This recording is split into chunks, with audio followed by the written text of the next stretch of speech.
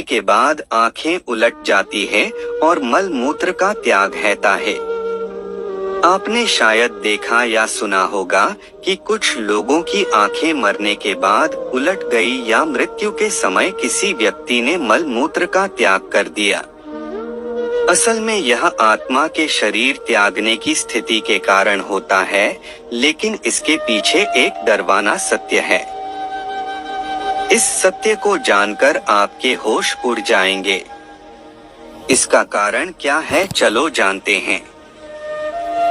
गरुड़ पुराण में भगवान विष्णु ने पक्षीराज गरुड़ से मृत्यु के समय की स्थिति का वर्णन करते हुए कहा है कि अपने कर्मों के अनुसार व्यक्ति वृद्धावस्था में बीमार होकर शारीरिक कष्ट पाता है।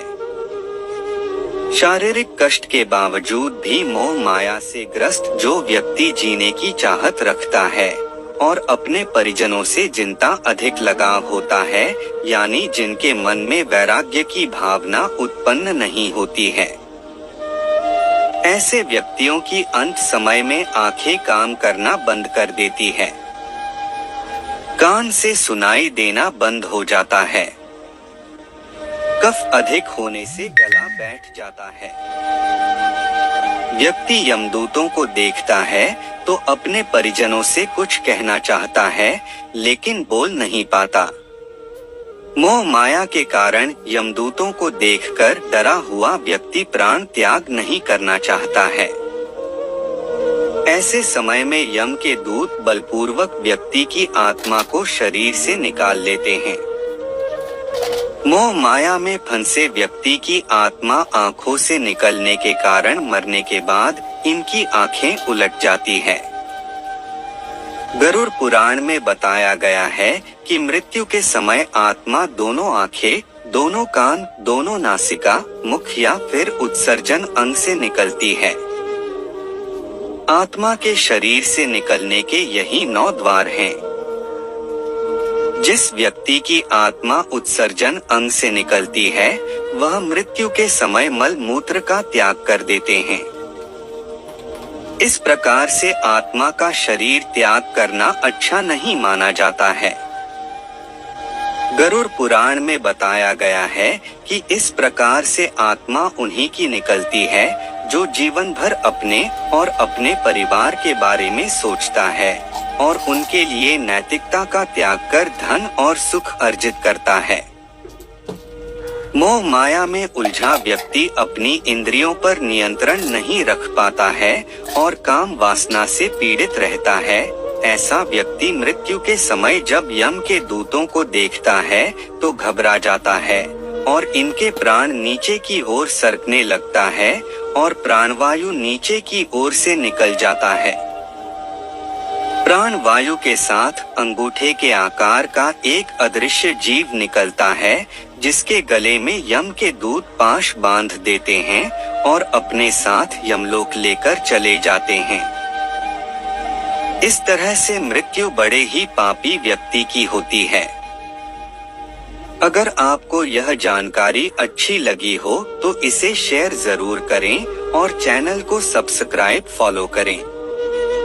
इसी तरह के अन्य रोचक जानकारी के लिए जुड़ी रहें आपकी अपनी YouTube, Facebook चैनल पर। गरुड़ को कश्यप ऋषि का पुत्र और भगवान विष्णु का वाहन माना जाता है। दोस्तों, गरुड़ पुराण में बताया गया है कि मृत्यु के कितने दिनों बाद आत्मा यमलोक पहुंचती है और रास्ते में उसे किस तरह की यातनाओं का सामना करना पड़ता है।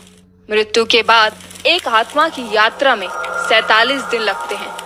तो क्या होता है इन 47 दिनों में उस जीव आत्मा के साथ? आज हम आपको हमारी इस वीडियो में यही बताएंगे। पौराणिक कथा के अनुसार एक बार पक्षीराज गरुड़ ने भगवान विष्णु से पूछा कि हे नारायण, मैं ये जानना चाहता हूँ कि मृत्यु के बाद आत्मा का क्या होता है और वो जीव आत्मा कितने दिनों बाद यमलोक पहुँचती है। तब श्री हरि ने गरुड़ से कहा कि गरुड़ राज, जब किसी जीव की मृत्यु होती है तब उसकी आत्मा 47 दिनों तक इधर उधर भटकने और कई यातनाओं को सहने के बाद यमलोक पहुंचती है। आगे वो ये भी कहते हैं कि जब किसी जीव की मृत्यु नजदीक आती है तो सबसे पहले उसकी आवाज चली जाती है। और जब अंतिम समय आता है तो मरने वाले व्यक्ति को कुछ समय के लिए दिव्य दृष्टि मिल जाती है। इस दिव्य दृष्टि मिलने के बाद से मनुष्य सारे संसार को एक रूप में देखने लगता है। उसकी सारी इंद्रियां शीतल हो जाती हैं। जिसके बाद मृत्यु के समय यमलोक से 2 यमदूत आते हैं।